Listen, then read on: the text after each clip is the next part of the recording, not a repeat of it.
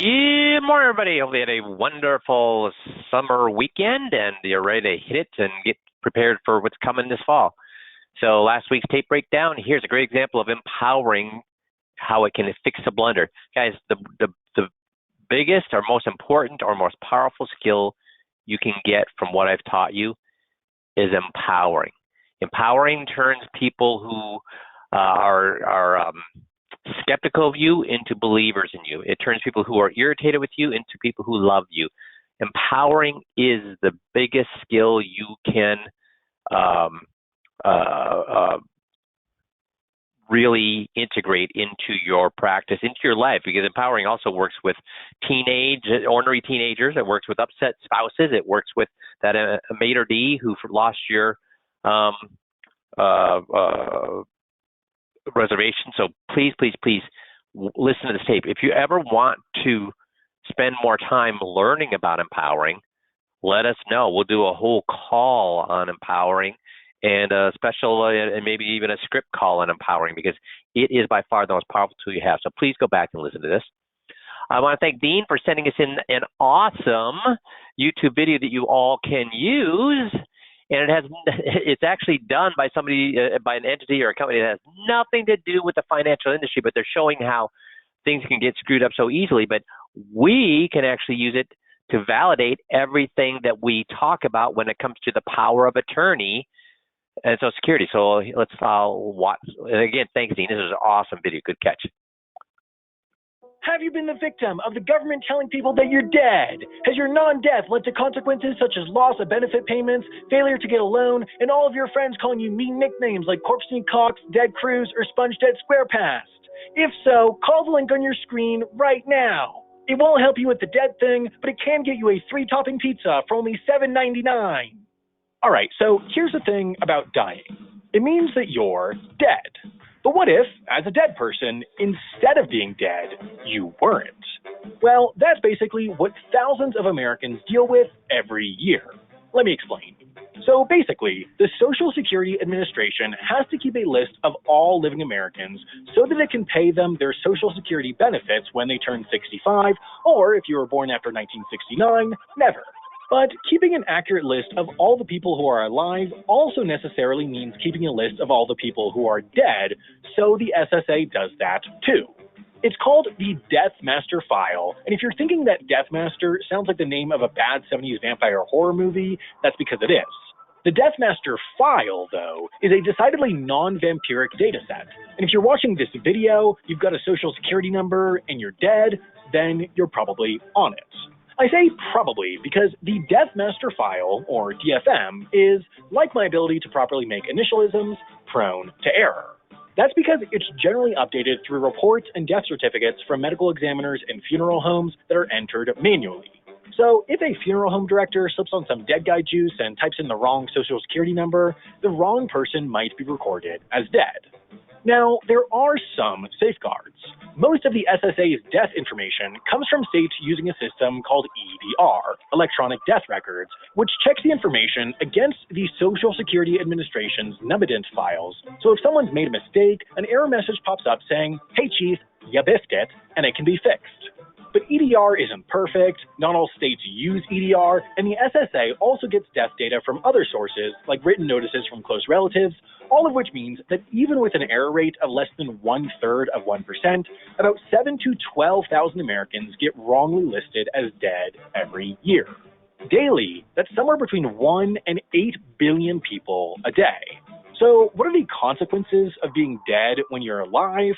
Well, as a DMF is primarily a tool of the Social Security Administration, the most obvious issue is that you don't receive any Social Security payments you may be eligible for, which of course sucks because money. But the problem goes deeper than that, because the DMF isn't just used by the Social Security Administration. They also distribute it to state and federal agencies, and thanks to the Freedom of Information Act, the Death Master File has been public information since 1980, so it's used by a ton of private companies, credit agencies, identity authentication companies, banks, and others. And to add incompetence to injury, thanks to state rights, the SSA can't share state-collected data, which generally uses EDR and is more accurate, with the public. They can only send them the federally collected data, which has a lot more errors. Hooray, federalism! But still, you might think, what's the big deal? Let's say I apply for a loan and it comes up that I'm dead. I could just tell them I'm not dead. And given that being able to say I'm not dead is a pretty clear sign that you are, in fact, not dead, that ought to clear everything up. But it doesn't. That's because banks aren't worried that you're a zombie. They're worried you're an identity thief. You see, identity thieves commonly use the social security numbers of dead people for their identity thieving, which is actually pretty easy given that, as we've been discussing for the last 4 minutes, there's a publicly available database that posts the names and social security numbers of dead people. But because of the magic of bureaucracy, there's about a 4 to 6 week period between when someone's name shows up in the Death Master file and when the social security number is actually discontinued. So in that 4 to 6 weeks, identity thieves can use the still active social security number of a no longer active dead person to try to collect their benefits, take out a loan in their name, or do an epic prank on their widow. All of which means that if you're an alive person who's listed as dead and you apply for a loan or a lease or an epic prank, people will assume that you've stolen some dead person's identity and deny your application faster than you can say, "You just got widowized," which is the catchphrase of your widow pranking YouTube channel. Now, typically, people can get their name removed from the Death Master file pretty quickly by contacting the Social Security Administration, but even if the SSA removes you from their copy of the Death Master file, that doesn't mean you're automatically removed from every private business's copy of the Death Master file. This can have genuinely devastating impacts. An Alabama woman named Judy Rivers was listed as dead in 2008, was unable to get a job or housing, and ended up living in her car for several months as she tried to explain to credit agencies and identity authenticators that she wasn't a deadbeat, she was just dead. But don't worry, the Social Security Administration has proposed a way to fix the problem, saying that it should be someone else's problem. The Social Security Advisory Board published a report in 2019 requesting that responsibility to collect and provide death data to federal agencies and the public should be shifted to the Treasury, who already runs a system called Do Not Pay that consolidates benefits information. So rest assured, if you're wrongly listed as dead, the federal government is hard at work arguing about whose fault it is. So assuming you're not dead, live in the US, and pay for a cell phone plan, I almost certainly know something. So this is actually created for us to promote a cell phone plan. But guys, how well does it illustrate one of the problems with Social Security actually killing you? Now, how do we tie into that? If they're incapacitated, because they didn't talk about this, if they're incapacitated, what kind of a problem would they be in? Because the power of attorney would not be able to call up the Social Security Department and say, hey, this guy's not dead. They would not be able to deal with the state your state EDR file. They would not be able to deal with any of those things with a POA unless they have the Social Security's solution to that. Does that make sense? So thanks, Dean, for sending this in. I think it's a wonderful way to illustrate that what we're saying is bad, but here's the thing. It does not even talk about, does this talk about it can get much, much worse if they assume their power of attorney is going to work with Social Security. It also did not talk about the fact that it is tied to Medicare and that Medicare would no longer deal with them. Does that make sense? So thanks again, Dean. That's awesome. About you.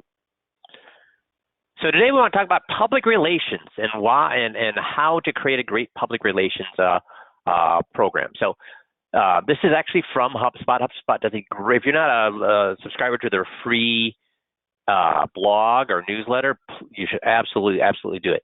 So they had a post on how to do PR, the ultimate guide to public relations in 2023. But let's talk, and you can actually get a download to free templates on how to do press releases, which is awesome. They give you all sorts of free tools. So make sure that you would go and visit them at HubSpot, and you just type in this title here, and it'll bring this up and download those free templates. So why is public relations so powerful? According to the Pew Research Center, only 27% of U.S. adults trust information they find on social media, but 56% trust national news, media, and 75% trust local news outlets. So do you want to be on Instagram or Facebook, or do you want to be on your local news? Instagram or local news? Yeah, local news. So what is the PR strategy? A PR strategy helps a business create, organize, measure the effectiveness of its public relations tactics over time. It's separate from a marketing plan, but should support marketing efforts. How to build a PR strategy. Research internal and external brand factors. Start with what has gone well in the past for your business. and whatever didn't work out. So think about, hey, what was a good marketing plan that I did? What was a good topic that got a lot of people calling me? What seminar did I did? What topic was the seminar that really got people to make appointments with me and move their money? So think about what's worked well for you in the past.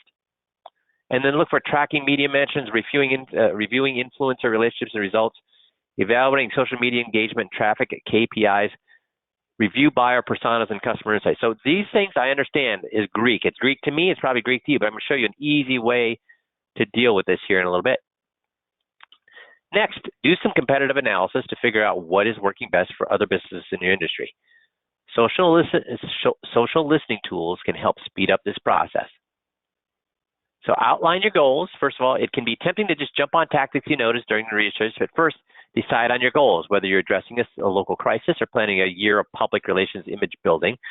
This is critical. So what is your goal? Even a short outline of goals can be enough to steer you and your team towards your tactics. So give me some ideas of what your goal could be with your PR. What would your goal be with PR? There's several ones that would be that could be good. What would be good goals for your PR?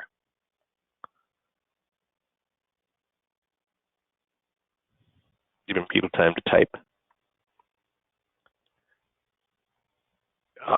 Gaining mentioned in articles. I would agree with that, Bert. But what would you be hoping to gain by gaining mention in articles?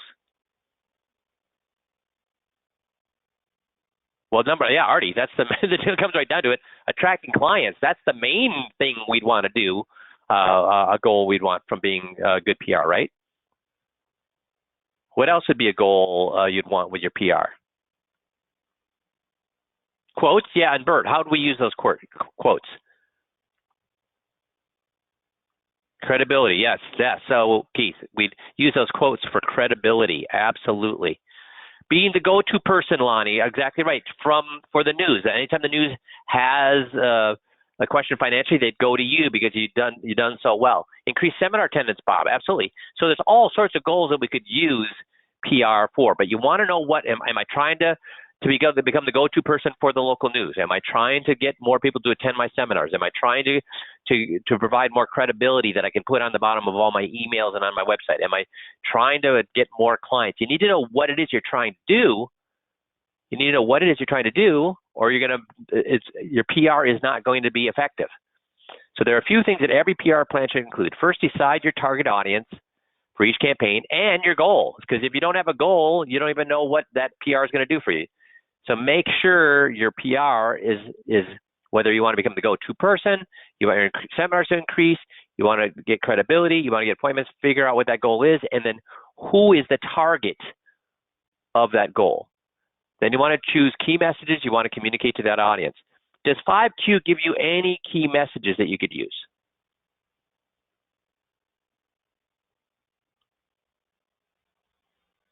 Aha, our unique selling propositions. Yes, we have 6 of them. Bert asks, what would my goal be if I was in practice? Well, your goal, if we go back here, that's a good question, Bert. Your goal is based on where you are with your practice. So if I have more clients than I know what to do with, am I trying to bring on, do I want to be doing, increasing my seminar attendance? No, at that point, I want to start bringing on the higher and higher net worth people. So I want to become the go-to person for the news. So I'm constantly on the news. So when my clients refer to me, they can say, yeah, he was on the news last month talking about blah, blah. If I'm in a position where I'm trying to grow my business, well, then I would like to use, my goal would be to get more people to come to my seminar. To give you an example, I use a PR campaign with the local newspaper and filled 3 seminars because the PR campaign was on my seminar. And I filled 3 seminars without spending a cent because the local newspaper did a story on my seminars. So that was a very effective PR campaign to get my seminars full. So there's no right answer to what your goal should be. It depends on where you are in your practice. If I have a radio show, well, then obviously I want more people to listen to that radio show. Then my goal would be to get more listeners to the radio show. So it all depends on what you're trying to go after. This PR template, so I'm going to go through the HubSpot PR template, and you can get it right off their site. I'm going to walk you through step by step, can help you make sure that your strategy covers key messaging and other goals. So again, you can get right off of their site, but this is what they're talking about, public relations plan template. Whether you're starting a new business or want to update the public's perception of your brand, a public relations plan can help you determine your objectives and guide your activities. This template provides a starting place for developing a PR plan for any industry. So the first tip, your PR plan should be a living document, meaning that you should start out with it in writing, but that you should be changing it as you learn, as you go. As external circumstances or internal goals change, be sure to update your plan strategy. So to answer your question, Bert, about what would mine be, well, it might start out as getting more people to attend my seminars or bringing on new clients. Then it might change to getting more credibility. Then it might change to, so you want your PR plan to be changing depending on what you're trying to accomplish with your business. So first thing I want to do is situation analysis. Every great plan begins with research on the background of the specific problems to be addressed. Your situation analysis research should include meetings with stakeholders. Who'd be a great place to go to figure out what we should be talking about? Who'd be a good place to go to find out what we should be talking about?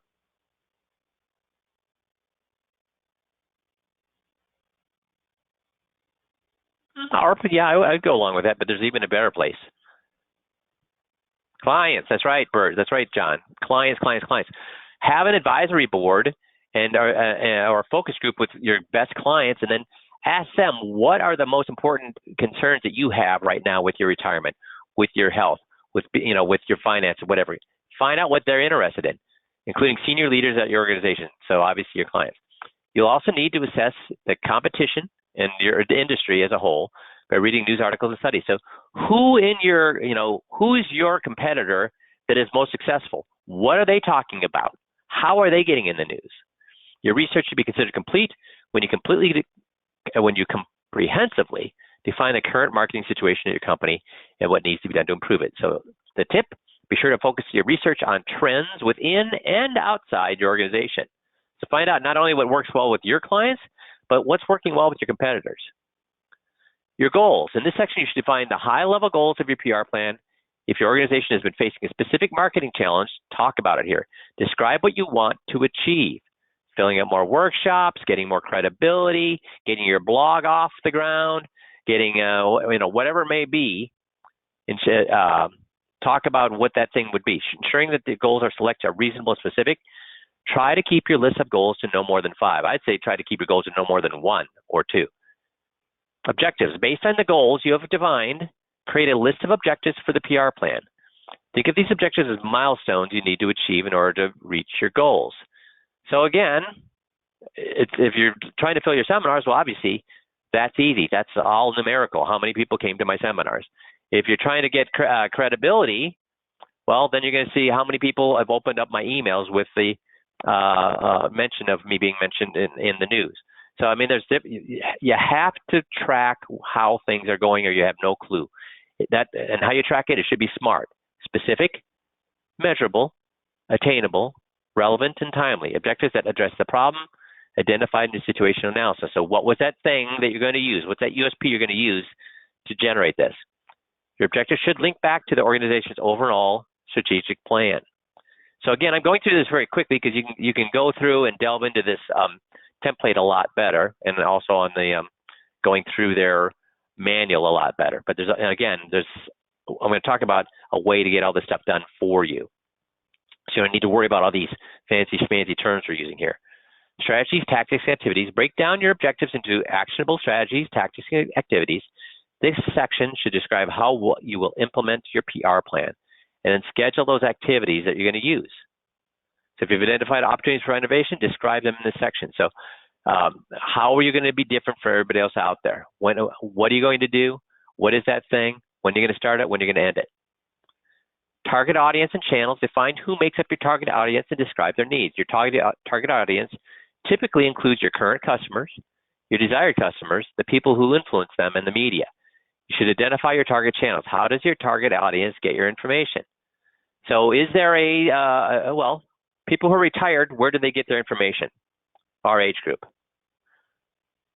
Give me some ideas of where they get their information.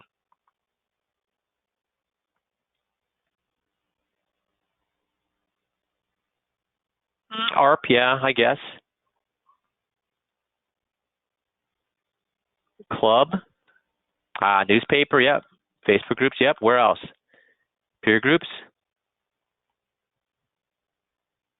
What determines which TV station in your area is the top TV station?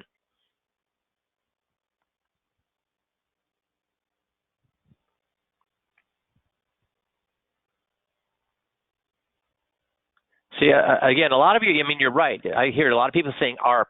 How many people are going to the ARP website every single day? Sure, they get information, but how often does ARP get you information? And how many people are reading that ARP from cover to cover? TV news and radio news, that's right, the news hour, Andre. Daytime, that's where people get their, people who are retired get their information. The nightly news, they get on for weather, but they always turn on early, and they're watching the news. Less people read the newspaper than they used to, but that's still our clients. Would you want a client that reads the newspaper? What kind of clients read the newspaper? Well-to-do or poor people?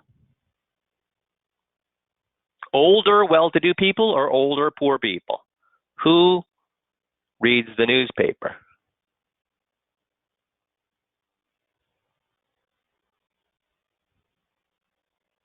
Older people who have money read the newspaper. Why?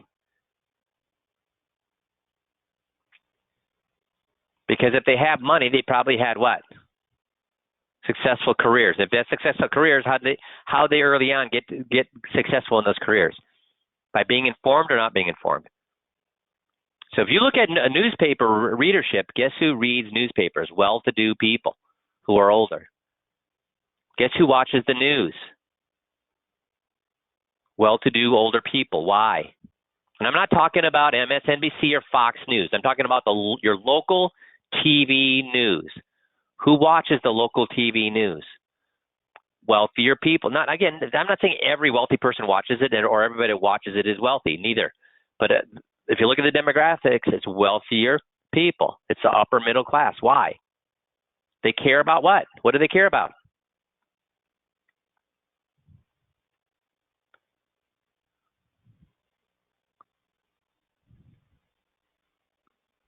Being informed, that's right, being informed. Key messages. Now that you know your goals, objectives, target audience, design a message that conveys what you want them to hear about your organization. Your key messages are the core. And again, we give you 6 of them, 6 unique selling propositions. These are ideas that will shape your PR contact going forward. Be sure they're designed to be credible and straightforward. Keep your list of key messages to no more than 3. I would absolutely agree with that. And again, your investment. Once you determine the strategies, tactics, activities you will take to implement your PR plan, you should note that the resources needed. Resources can include personal hours, elbow grease, equipment, facilities, and other materials. It does not necessarily need to be money. You can do this stuff yourself with hard work and personal, elbow grease, equipment, facilities, other materials. Use a table like the one below to outline the resource you're going to use. So have them figure out what is the resource I'm going to use, how much is that going to cost to do that, how much of that am I going to do, what's the total going to be, what's the total cost. So again, you can do this no cost using the HubSpot manual, doing a lot of time and research, figuring out how to do it. It is doable. It's going to take a lot of time and effort on your part. There is another way, however, and we talked about this two or three weeks ago, and that is that Media Minefield, where she talked about they can get you on public news sources, radio, newspaper, etc. So you can either do it yourself, or you can have them have that entity do it for you. And yes, so this is the no-cost method, and this is the higher cost method. But why, again, did we say that having a great PR is the way to go when you're marketing? Why is PR way better than typical marketing? You remember? Why is it? Because 75% of people trust their local news outlets. That's why. 27% trust information they find on social media. So do I want to be marketing on Facebook or do I want to be mentioned in the local news? And if I'm marketing in Facebook, I'm spending money. And if I'm going to spend money, well, then do I want to spend money being in where 27% of people believe me or spending money where 75% of people believe me? That's why PR works. Make sense? Cool. So Missy or Tricia, do we have the link for them to get to that HubSpot Yes, I article will put and page? Okay. Yep, I'll put the HubSpot article right on the call replay page as well. Awesome. So this week we're getting back into the 21-point checklist and the scripting, and we're worked all the way from number 1. We're down to now 17, the risk-reward scatter plot. I consider this the climax of the my 21-point checklist. This is the hammer blow to the other advisor. See, the first 7, 7, 8, 9, 10, 11. The first 11 are non-financial and gets them to see that I care about them. I do things I don't get paid for. These are the things the guy didn't either know or didn't care about. Then I start working through their actual investments and getting them to think, oh, wait, this guy is screwing me. But by the time I get to here, this is the hammer blow where they realize then this guy is really, really taking advantage of me. There's no argument that can get around that guy is screwing me. And here, out of the crib notes, we talk about how do we risk relate to return.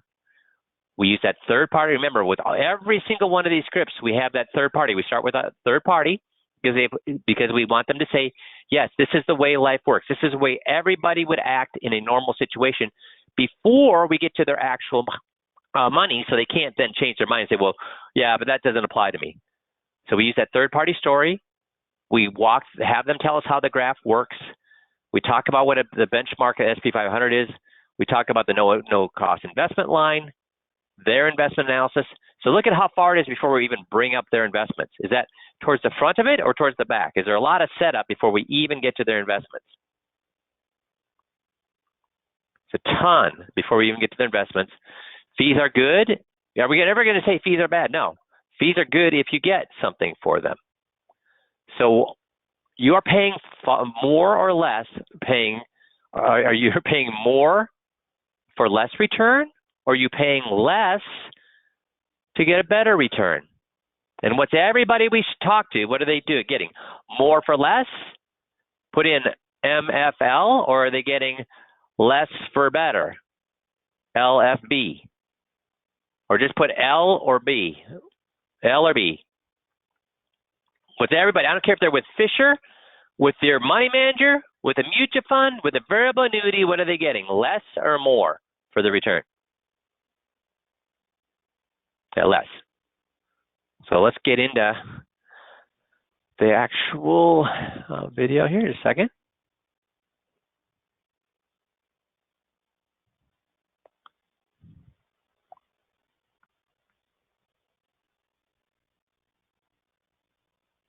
You guys, you'll see this is the hammer blow to their current guy. Only makes sense, right? Mm-hmm. Yeah. So if I was in an apartment, let's say I moved into an apartment building, and what's the relationship of risk to reward? Take more risk, you expect more what? More reward. You take less risk, you expect what? Less reward. Only makes sense, right? Mm-hmm. Yeah. So if I was in an apartment, how many people are going to get that question wrong? If I take more risk, I expect what? Oh, more return. If I take less risk, I expect what? Well, less return. How many people are going to get that wrong? And I've hammered this before. I want you to listen to these questions. Is Jeff just being nice to me? Or is this how any sane human being would answer the question? Everybody knows that if I take more risk, I better be getting a higher rate of return. Obviously, I know that if I take lesser risk, like a CD, I'm going to get a lesser rate of return. So everybody gets that. let's say I moved into an apartment building and they offered, as part of the amenities, they gave me 100 channels of cable TV at no charge. So I get how many channels? 100. At what charge? Nothing. So now cable TV calls me up 2 weeks later and they say, hey, we've got a great deal for you. We're going to give you 50 channels for $40. What am I going to tell them? I already get 100 for nothing. And do I want to pay more for less? No. No, that'd be what? That'd be silly. That'd be silly, wouldn't it? And I bring that up because we're going to go to Morningstar again. And Would anybody answer any way except the way Jeff answered there? No, they'd all answer that. I mean, why would I buy, if I can get 100 for free, why would I pay for 50? They all answered the same way. We're going to look at risk reward. So this is a chart that shows the risk reward. And the way it works is this, what does it say down here? So guys, here's the thing when it comes to charts. We look at these all the time. These charts seem simple to us. They're not simple to them. I don't care how smart they are. I don't care if they were a college professor, an engineer, whatever. We assume they don't know anything. So watch how I make him. I don't explain the chart to him. Guys, if you explain the chart to him, what's it worth? As you explain the chart to him, he's going to say, yep, yeah.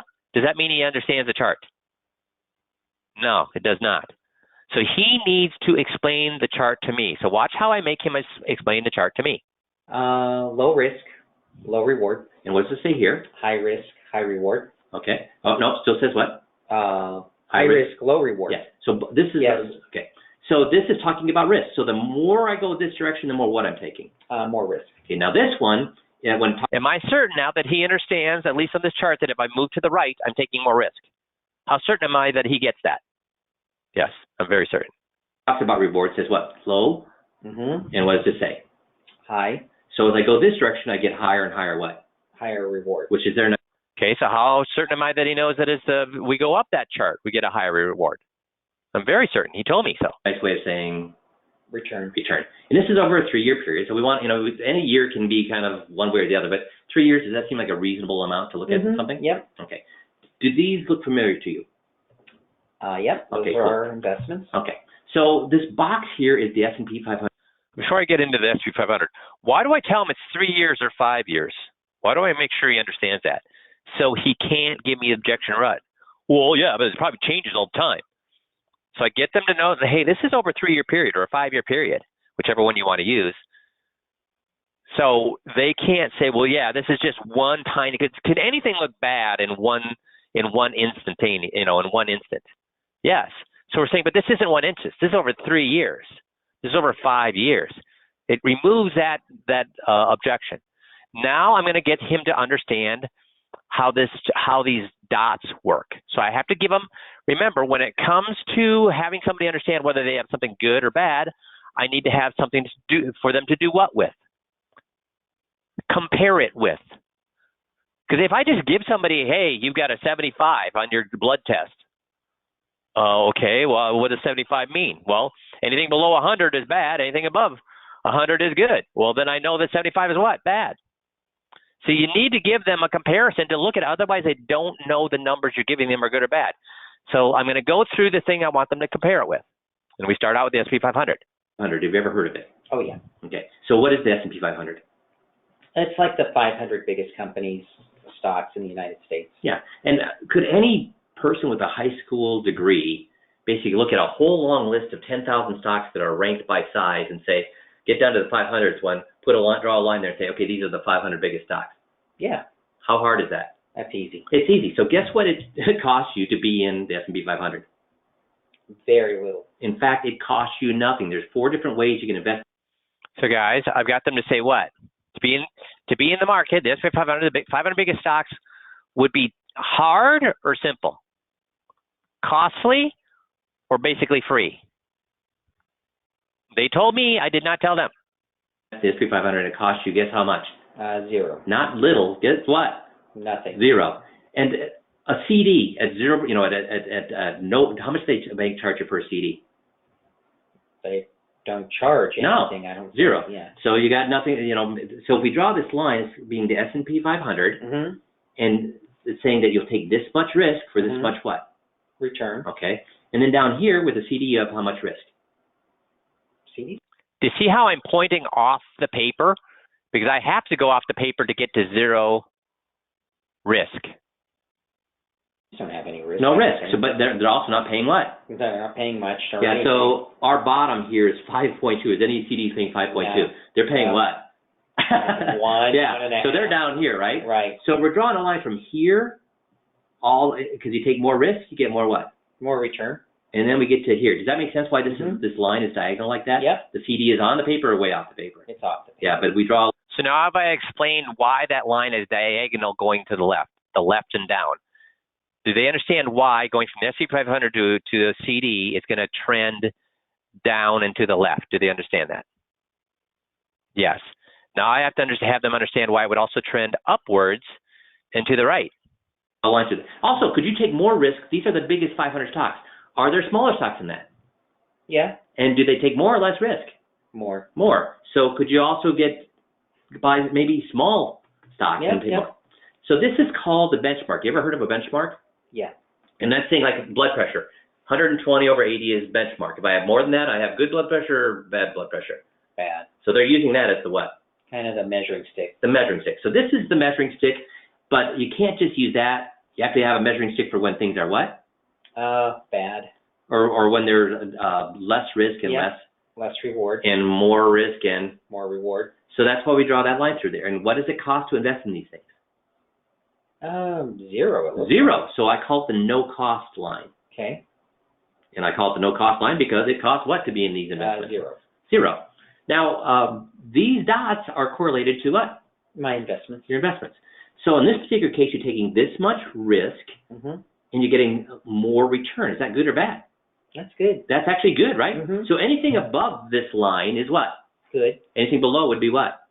Bad. So it's taken me a while to get here, but am I certain now he understands how this chart is set up? That to the right is more risk, to the left is less risk. The higher I go on the chart, more return. Lower I go on the chart is low return.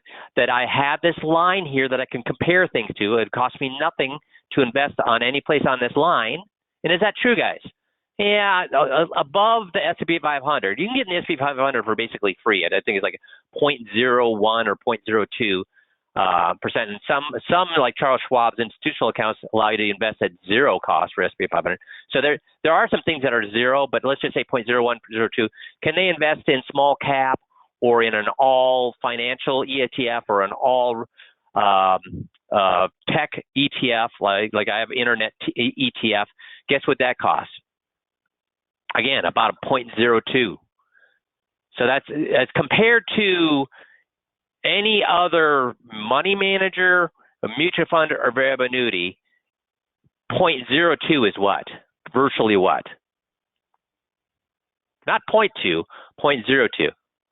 So if you want to say no or low cost, but 0.02 is still pretty small, even for being up here in all in internet stocks or all in small cap stocks or all whatever. So it's very, very inexpensive. So now I'm going to have them walk through what they currently now have. I'm just now starting after all that layup to have them look at their current investments so they can. How much room do they have to say they're fine with what's happening with their investments?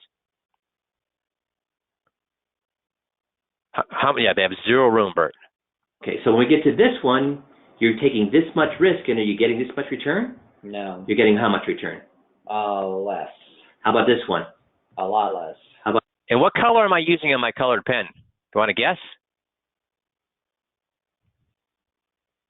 Red, exactly. How about this one? A lot less. How about this one is what? Above. And then this one is what? Below. And this one is what? Below. And this one? Below. And this one? And this one? And this one. So you have a lot above or a little above? A little above. And you have a lot that are what? A lot below. And remember, and I don't go into this, but let me ask, these two that are above, are they a lot above or a little bit above? And if I really wanted to kill the guy, guess what I say? Now let's look. We said, how much does it cost to invest here? Nothing. Okay, let's look at how much you're paying for this one and how much you're paying for that one. And do I have that? Yeah. And they're going to find out, are they paying nothing or are they paying a lot for those two? That are just squeezing out a little bit above free. I mean, even if they're only paying 0.75, which is a lot or a little in today's world, for a mutual fund or a money manager or whatever, 0.75, or let's just say 0.5. How is 0.02 compared to 0.5? How many times more expensive is 0.5 over 0.02? How many times does 2 go into 50? It's 25 times, not 25%, 25 times more expensive to get how much more return? A lot or a little? A little. I don't do that, but you could actually just completely kill the guy if you wanted to. Talked about there was 3 fees you're paying. Mm-hmm. There's another fee you're paying, and that's the management fee. Okay. So when we go back and look at your fees, we have $4,078 in unnecessary life insurance, and guess what the other difference is? The management fees? Yes. People don't work for free, do they? No. But if they work for us, they darn well better give us some better or worse than we get for free. Well, you got to do better than free. This is the what line? The no cost line. Which means it costs how much? 0. So if you're paying for something, do you expect more than you get for free or less than you get for free? I would expect more. If the cable company said, I'm going to give you a worse situation, I'm going to give you half the channels, but I'm charging you $40 for it, what'd I tell them? Take a fly and what? Forget it. Forget it. So you're being charged more or less than you can get for free? I'm getting charged more. A little more or a lot more? A lot more. Yeah. And you're getting what for it? I'm getting a lot less. So you want the best return or the worst return? No, you want the best return. Again, I'm drawing this little thing down here again. What do they want? They want the highest return, not the least return. And if I'm paying, do I want to pay more or want to pay less? Watch how I do this again. Return. And you want to pay more or you want to pay less? Oh, we want to pay less. You want the higher return, you want to pay less. You got what? Less return for higher fees. And why do you think that's happening? Well, obviously he's just selling us whatever he gets paid the most on. Right. And we're talking about real money here. Can I show what I mean by that? No, so guys, would you, if you run managed money, do you want me to sit down with your clients and do this with your managed money?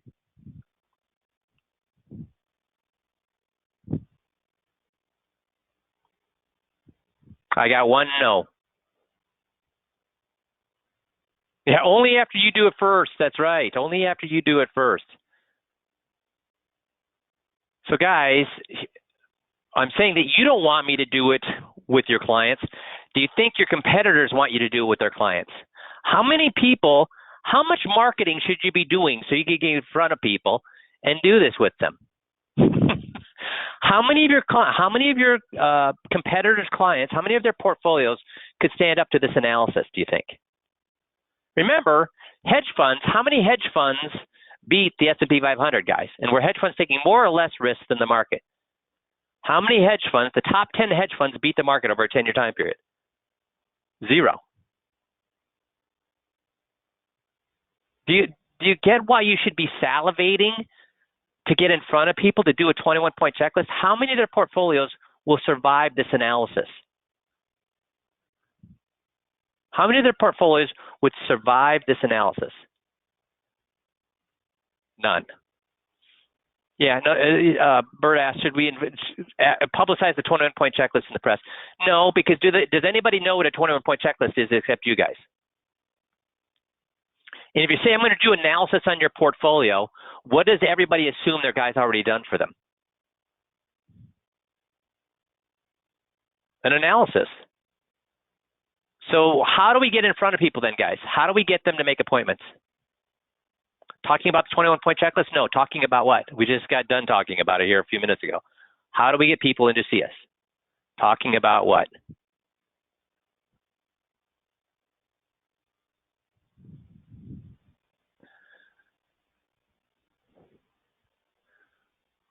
Oh, POA problems, that's one of them. Yeah, we're talking about our unique selling propositions. That's what gets them in. That's what gets them in. Because if you do say, I'm going to do a risk-reward analysis for you, guess what they've already assumed? Their guy did it for them. I'm going to show you how to take the least amount of risk to get the highest rate of return. Guess what they assume? Their guy did it for them. See, they're not going to believe anything that you tell them that you can do for them. They're going to assume their guy's doing it for them. The only way they're going to find out their guy didn't do that for them, in fact, did the complete opposite for them, is to get them into a 21-point checklist. But you can't say, I got a better software, I've got a better financial plan, I've got a better way to risk analysis, you can't do that. You get them in for the unique selling propositions, and then you do the 21-point checklist for them. That's how this works.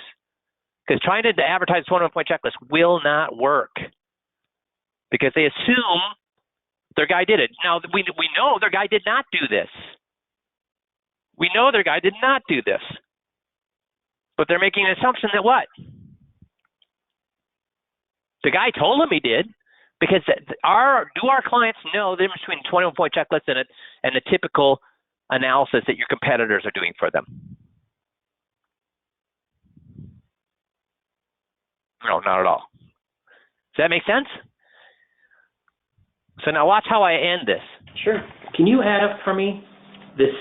So we cleared the calculator and add up 7,953. Okay. That's your management fees, which you're getting something for or not getting something for. Guys, I had a lady who I showed how to save $28,000, and she did not move. She stayed where she's at. I ran into her a year later at an expo and asked her how she's doing, and asked her if she'd ever followed through, and she said no. So she knows she's paying $28,000, but she didn't care because she was still living the life she wanted to do. You probably heard me talk about this lady. She was taking bus trips from the local bank. That's why she was getting screwed so much, because they were handling her investments too. Taking bus trips, day bus trips to the brewery or to the candle making factory or whatever, and she didn't want to give up those bus trips.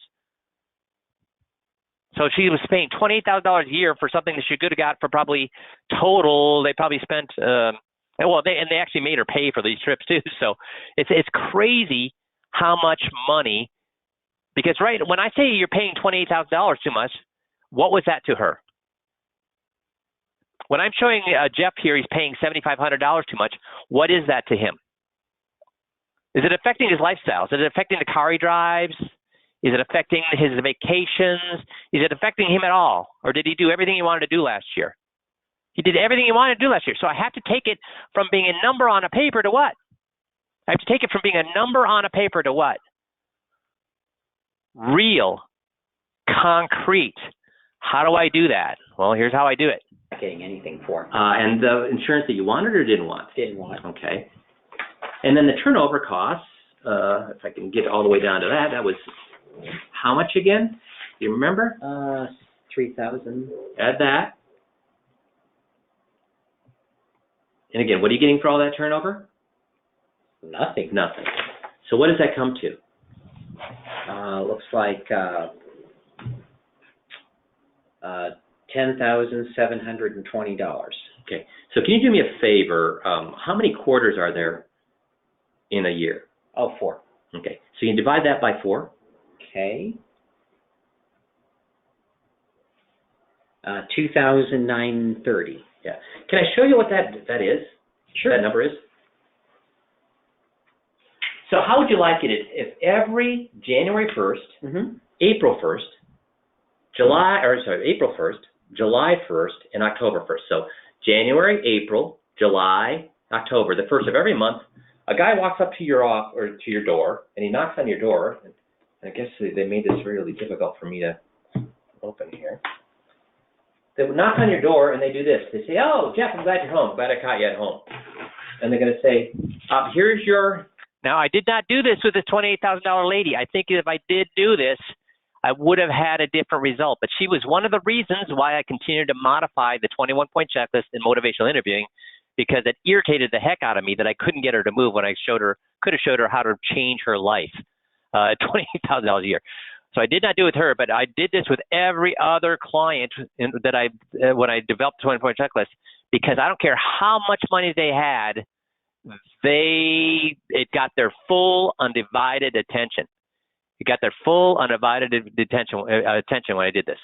Stipend for the quarter, and they're going to say 100, 200, 300, 400, 500, 600, 700, 800, 900, 1,000. Now you're probably wondering, why am I doing this? Can you divide that number by 4? Oh, you did already. Oh, yep, Okay, 2,009. so where are we at right now? 1,000. 1,000, or 100, 200, 300, 400, 500, 600, 700, 800, 900, 1,000. How much more do I owe? 930. 100, 200, 300, 400, 500, 600, 700, 800, 900. I don't got 30, but I get 20. Can you spot me 10 for the next Sure. quarter? I get to keep that, right? That's yours. This is all yours here. I mean, It's funny Jeff said that, because guess how many people would say that? I get to keep that? Almost all of them would say that. And their eyes would bug out of their head. I don't care how much money you have. When you start counting out hundreds in front of them, do you have their attention? Yes, and almost invariably they'd all joke, now do I get to keep that? let me give it to you, because how often are you going to get this per year? 4 times. 4 times a year. So here you go. Just kidding. Because right now it's what? Well, It's going someplace, but it ain't going to who? it's not going to me. Did you work any harder for this? No. Did you pay any taxes on this? No. Did you take any more risk for this? No. In fact, we showed you could take less risk in what? And get it. So this is real money or not real money? Oh, that's real money. Every 3 months or once a year? Every 3 months. Where's it going now? Well, right now it's going to the company in the broker's pocket. And where do you want it going? We want it in our pocket. Don't you? Yeah. How many husbands were still, after this demonstration, still trying to defend the broker to their wife? Because remember, the wife, after all the non-financial, she was on board. She wanted to move even after the non-financial. But the guy was trying to say, yeah, but he's making us money. He's making us money. At this point, how many of the guys want to defend their current advisor to their wife? None, because they'd look like what if they did? What would they look like if they did? That they're idiots, that they're fine with getting steamrolled because they want the guy takes them golfing once a year. Is his wife going to let him live with staying with that guy? Absolutely not. Artie wanted to know, can we do this virtually? Well, let me ask you a question. If you were on the receiving end of this, doing it like I'm doing it here, virtually on screen, how well would that work on you?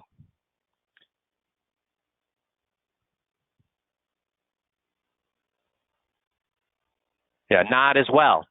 Virtually is tougher. But would it work better than not doing it at all? How much better than not counting out hundreds in front of them? 100% better than not counting out. You have to turn that number on a paper because they think, yeah, I guess I am paying $10,000 too much, but it didn't really affect me last year. No, when they see, the thing is, at Christmas they have these kiosks in malls, right? And the one that killed me was when drones first came out. They were trying to get that controller into every guy's hand walking by. Why were they trying to get the controller for the drone in every guy's hand that walked by? Did I need a drone? No. Did I want a drone? No. After they put that controller into my hand, what did I want? A drone. See, that's so much. Another example. Right now, we got what, $1.5 billion in the Mega Millions, right? Lottery. If somebody gave you a fake ticket that said you won and then you didn't, how devastating would that be? So you scratch off all the numbers and it says you won. You won. You have the same exact numbers. You won. And then somebody says, I'm sorry, I already knew those numbers because they actually drew, those are last week's numbers or whatever. What would that do to you? Where you're not going to win the lottery. You're not going to win the lottery. So you don't have a problem when you don't win. But if you thought you win and then they take it out of your hands, how devastating is that? And that's what we're doing here. We're putting the money into their hands and then we're taking it back. How does that affect them as compared to just saying, hey, you know what? Last year you paid $10,000 too much. Instead of saying, here's $10,000. Oh, wait, take it back. Now, how does that affect them? Do you see why why that works? To get people to finally understand that, oh, this is a problem. The feeling of loss. Right. The feeling of loss. Does that make sense? Do you see why this is the hammer, the sledgehammer, the nail? We've been putting nails in the coffin. This is the sledgehammer that pounds that coffin top down that they're never going to get out of with that client leaving them. You see why this is the point of no return? That's right, Bert. Make sense? Super. So I have at the top of the hour, we're going to, for those of you on the script call, we'll start at 5 after the top of the hour. And everybody else, we'll see you all next Monday. Everybody else, and the people are going to be on the script call, I'll see you in about 5 minutes. Thanks, everybody. Have a great rest of the week. Bye-bye.